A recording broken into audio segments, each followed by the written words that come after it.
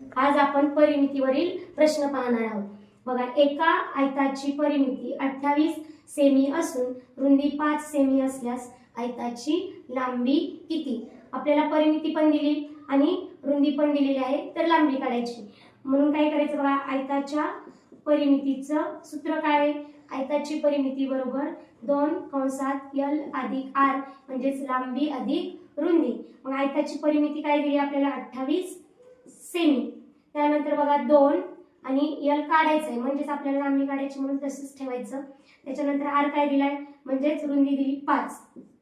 आता हे 2 इकडे आल्यावर भागाकारामध्ये येतात।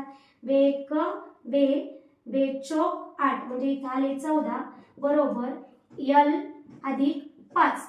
मग ज्या वेळेस बरोबरच्या चिन्हाच्या नंतर आपल्याला एकीकडे संख्या आणि एकीकडे अक्षर न्यायचे असतात। आता इथं प्लस 5 आहे किंवा अधिक 5 आहे, ते इकडे आल्यावर -5 होतात, -5 आणि इकडे राहील l फक्त।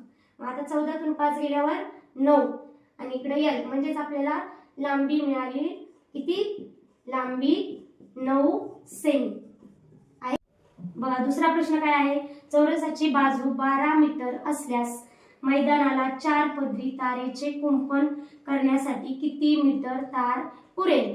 मग ज्यावेळेस किती मीटर तार पुरेल त्यावेळेस परिमिती काढून घ्यायची असते, किंवा किती अंतर भरेल चालत गेल्यावर वगैरे असे प्रश्न आले की आधी परिमिती काढून घ्यायची। मग बाजू दिली आपल्याला 12, मग चौरसाच्या परिमितीचं सूत्र काय आहे?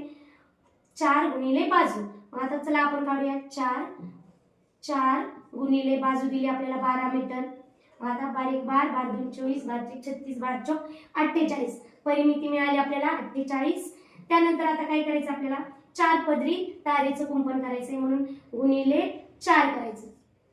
आले लक्षात? 8 चोक 32, 3 4 चोक 16 17 18 19 म्हणजेच 4 पदरी कुंपण करण्यासाठी किती मीटर तार लागेल? 192 मीटर तार लागेल।